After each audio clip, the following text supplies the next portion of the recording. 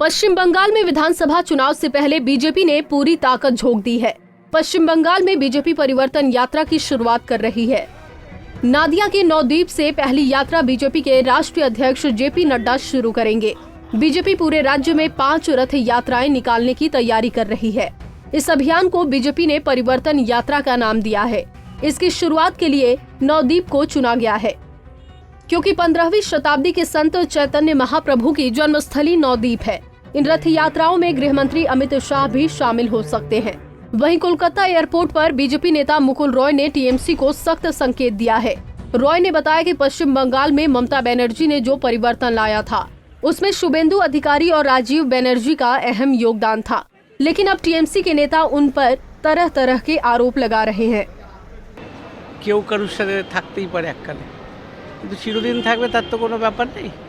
কিন্তু এইভাবে আক্রমণ প্রতি আক্রমণ এটা রাজনৈতিক পরিবেশকে বিষাক্ত করে। শুভেন্দুও তো ধরো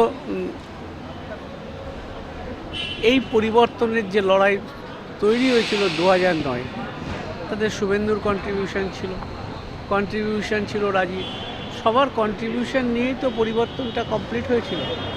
এই স্বাভাবিকভাবে এখন এই একে অপরের বিরুদ্ধে আঙুল তোলা এটা রাজনীতির সুস্থ লক্ষণ নয়। আপনি বলেছিলেন কয়েকদিন আগে যে কেউ থাকবে না, এরপরের লিস্ট দেখে দিন না। এবং আগামী দিন এই নাম চলতে থাকলে যারা আছে তারাও বলবে আমার আর দরকার নেই। वहीं बीजेपी के राष्ट्रीय अध्यक्ष जेपी नड्डा का कोलकाता एयरपोर्ट पर स्वागत किया गया और कोलकाता से सीधे मालदा पहुंचे। मालदा में सेंट्रल इंस्टीट्यूट फॉर सब ट्रॉपिकल हार्टिकल्चर का भी नड्डा ने दौरा किया। यहां उन्होंने कॉम्प्रहेंसिव खेती के बारे में जानकारी हासिल की। नड्डा ने कहा कि पहले मालदा में आम होता था, लेकिन अब यहां पर खेती भी होगी। नड्डा ने कहा कि उन्हें खुशी है कि अब इसमें भारत सरकार भी अपना योगदान देगी।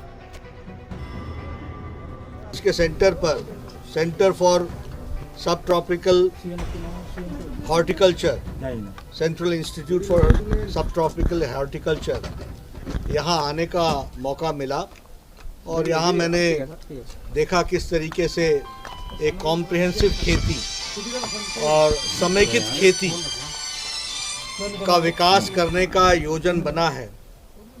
पहले ये इंस्टीट्यूट सिर्फ आम के लिए, मैंगोज के लिए और उसके रिसर्च के लिए जाना जाता था, लेकिन अब संपूर्ण खेती के लिए, हॉर्टिकल्चर के लिए, किस फलों के लिए इसकी व्यवस्था की गई है।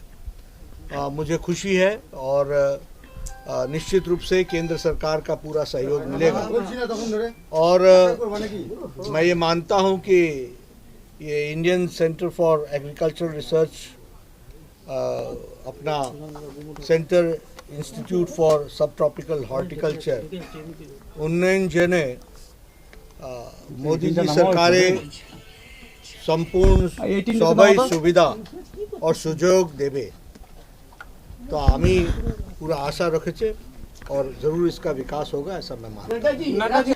मालदा में बीजेपी की रैली के लिए खास तैयारी की गई थी। कार्यकर्ताओं की खाने पीने का भी पुख्ता इंतजाम किया गया है। वहीं पश्चिम बंगाल चुनाव में बीजेपी ने किसानों का मुद्दा जोर शोर से उठाया है। प्रधानमंत्री नरेंद्र मोदी से लेकर बीजेपी का हर बड़ा और छोटा नेता किसान योजना को लेकर ममता बनर्जी पर निशाना साधते आ रहे हैं। इसको लेकर गृह मंत्री अमित शाह, बीजेपी अध्यक्ष जेपी नड्डा समेत बीजेपी के कई बड़े नेता बंगाल यात्रा के दौरान किसानों के घर खाना खा चुके हैं। बैटल ऑफ बंगाल अब निर्णायक दौर में एंट्री कर चुका है और ममता बनर्जी अपने पॉलिटिकल करियर की सबसे कड़ी लड़ाई लड़ रही हैं। वक्त ही बताएगा कि वो इस चुनौती से कैसे पार पाएंगी। पंजाब केसरी टीवी के लिए कोलकाता से उदय प्रताप सिंह की रिपोर्ट।